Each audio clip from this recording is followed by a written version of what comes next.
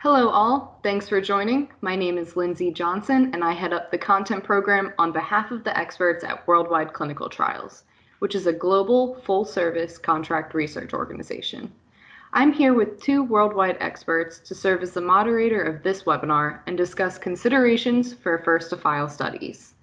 First-to-file studies are unique, as their need for speed in an increasingly complex environment. Today, we're going to cover what you need to know when embarking on a first-to-file study. We're also going to examine examples of first-to-file studies gone wrong and right. Now let's meet our panelists. We have Scott Nutt here from Worldwide Clinical Trials. Scott, do you mind introducing yourself and speaking to us about your role at Worldwide? Sure. My name is Scott Nutt, and I've been a bioanalytical study manager here at Worldwide Clinical Trials for about 7.5 years. I oversee sample analysis and method validation projects for my clients that come through our bioanalytical lab in Austin. Thanks, Scott. We also have Dawn Munoz from Worldwide Clinical Trials. Dawn, can you tell us a little more about what you do at Worldwide? Sure. Hi, Lindsay. My name is Dawn Munoz. I am a project manager here with the early phase division of Worldwide Clinical Trials. I have been working with Worldwide for a little over 10 years now. I'm responsible for the overall coordination and management of clinical trials from startup through the final project deliverable. I also provide cross-functional oversight of the CRO staff. Thank you both for joining us today. Now we're going to just jump right in with our first question. We surveyed executives from top 100 innovator biopharmaceutical companies responsible for early clinical development in North America and Europe. We found that the top challenges for these sponsors entering phase 1 are vendors with needed experience, meeting timelines, protocol complexity, data quality issues, regulatory compliance, and transparent communication. So my question to both of you is, have you seen sponsors cite these as their main challenges when they approach you to discuss first-to-file studies? I would definitely agree with that. Having the expertise to conduct these types of studies, which are expedited to a degree that other studies are not, is crucial. You need highly trained analysts and instrument operators, as well as sufficient instrument resources. However, it's more than the ability to conduct the studies quickly, but also the ability to conduct the studies in a manner that's compliant with regulatory expectations and to achieve high-quality data is vital. If the sponsor is first to file with their study, but with low-quality data, the study is not likely to be accepted. Continuous open communication back and forth with the sponsor is important to avoid delays during the conduct of the study, but also to head off any potential data issues before the studies are finalized. I would agree that all the challenges mentioned are right on point. The team takes a proactive approach to these issues for first-to-file opportunities. The study startup, preparation, timelines, and communication are the factors that lead us to these successful deliverables. We have to leverage our team experience to ensure that all aspects of the challenges are considered upfront while we continue to maintain the quality throughout the project. Like Scott mentioned, we also consider this to be a crucial step in the successful execution of a first-to-file studies. First-to-file studies themselves, they must be taken as a team approach. So the sponsor and CRO together must work concurrent with one another during all the activities. We've been very successful with this type of approach to not only meet our timelines, but to exceed them in the past. Interesting. Now, we also discovered that the top 100 innovator biopharmaceutical companies had certain preferences for a CRO partner. These must-haves were listed as good price and value, quality control, experience, speed of execution, and technical capability and expertise. Do you both agree, disagree? What should people look for in a CRO partner for first-to-file studies specifically? I would agree. Experience is needed in order to bring all the various steps in a first-to-file study to successful completion. The technical capability and expertise to develop and validate methods that can perform consistently is needed to analyze a high number of samples in the minimum amount of time possible. This does require significant flexibility in the lab to be able to receive, log in, aliquot, and extract samples at any time of day or night, including holidays or weekends, etc. As stated previously, quality data has to go hand in hand with obtaining the data quickly, and Worldwide has had no 483s from our previous 6 FDA inspections of our Austin lab. I also agree with what Scott said on this one. The clinical team, statistical team, and medical writing team follow a very similar path to what he described. All of the team members maintain flexible scheduling and working hours during this time frame. Teams keep open communication with their project manager throughout the project. Worldwide's quality assurance team reviews each step throughout the process. They ensure that we are set up for success and that we're following all the procedures, as well as being consistent throughout our deliverables. The worldwide quality team, I believe, really sets us aside from other CROs, and it shows in our SOPs and our regulatory history in both the clinic and the lab. So once the sponsor has their CRO partner, what are the main considerations that need to be thought through for a first-to-file study? Is there anything a sponsor may be surprised about, or maybe there's one aspect that they typically don't think of?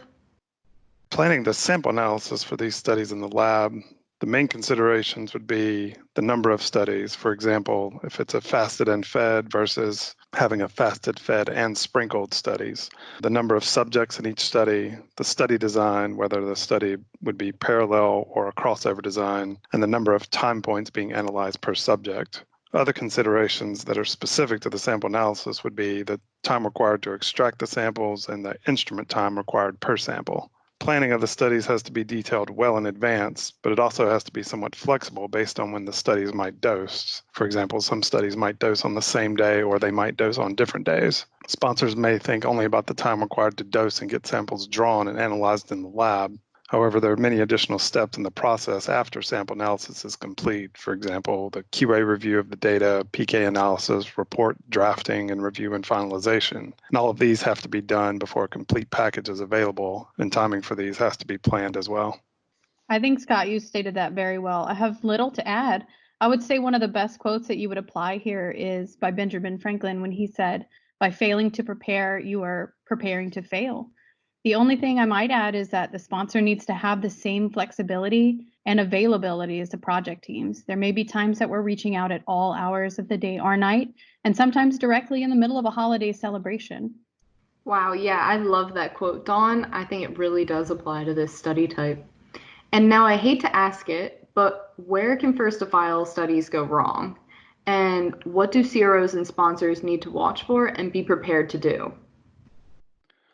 Well, as far as the sample analysis part of the studies go, a sample analysis run failure during a first to file or unexpected results at any point along the way could be a potential point of delay, particularly if it happens near the end of the sample analysis phase. Good communication is vital both internally and externally to overcome challenges of this type. An unexpected run failure would require several groups to have personnel on standby to get the run repeated and have the needed data available. Unexpected results during sample analysis may require some input from the sponsor, and lags in communication could delay the entire study or studies overall. Having a good communication plan in place prior to the start of the studies is key for avoiding potential delays once the first file race is started. I think from a project management standpoint, no one's going to be surprised when I say these studies can go wrong in absolutely every step of the way. They may seem like really simplistic studies. They may have very simplistic procedures and follow the same process and steps the team does daily. However, first to file study errors, what they do is they can create a domino effect throughout all your deliverables. You have to remember studies like this are usually on a timeline that has been thought out down to the very minute. The most important thing to remember is to have in place exactly what Scott mentioned, communication. Not only does a run failure or unexpected results change your path, but simple things like an unexpected adverse event or trending safety data, all of this can shift your entire project. In order to do this successfully, the client must be as available as a project team and ready to make decisions along the way with no hesitations. It's best to try and sit down and think of all these possibilities prior to study start and outline a clear path for each of the possibilities, so kind of mitigating in advance. This way, if we run into anything along the way, the team has a contingency plan in place to move forward. And in contrast to that, first-to-file studies can be very exciting when completed successfully. Worldwide has had a recent success. Do you mind telling me more about this? Sure. In our most recent first to file success, we had 3 studies involved with 80 subjects per study. As a group, we were able to overcome some significant challenges and still meet the timeline for each study. These studies were dosed at a holiday time that required staff to really pull together as a team to cover all the areas of the study at a time of year when some groups are not usually fully staffed. We also had an ice storm at the time in Texas, which caused issues with getting samples to the lab and with people getting to the lab to do the necessary work. Despite these challenges, the studies were completed almost a full day ahead of the timeline. These 3 studies had their PK results show that the formulation was not successful. We were able to repeat the 3 studies only 10 days later. In the repeat studies, there was an increased number of subjects, as each study had 100 to 120 subjects per study rather than 80. That subsequently increased the number of samples to analyze as well. Despite this, the same timeline was met for the repeat studies as well.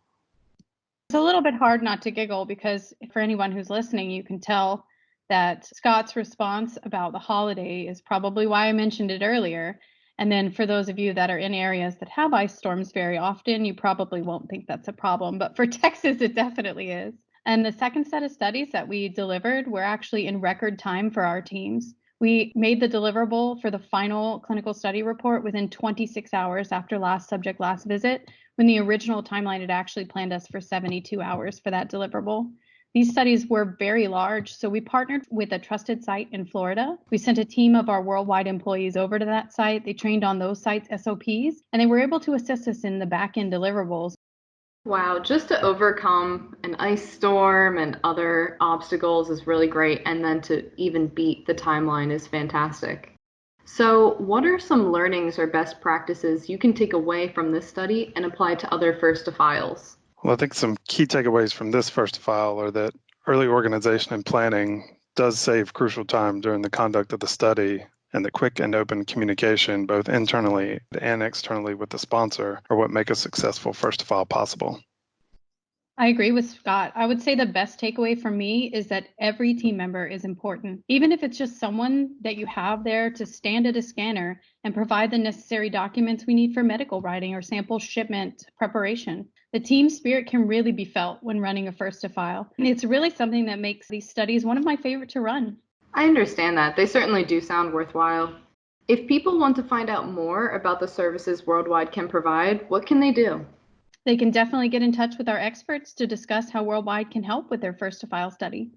Well, thank you both very much for sharing your first to file secrets with me. I'm so happy I could join in this uncommon conversation with first to file studies. For those watching at home, what do you want us to discuss next? Email me at lindsay.johnson@worldwide.com with topic suggestions.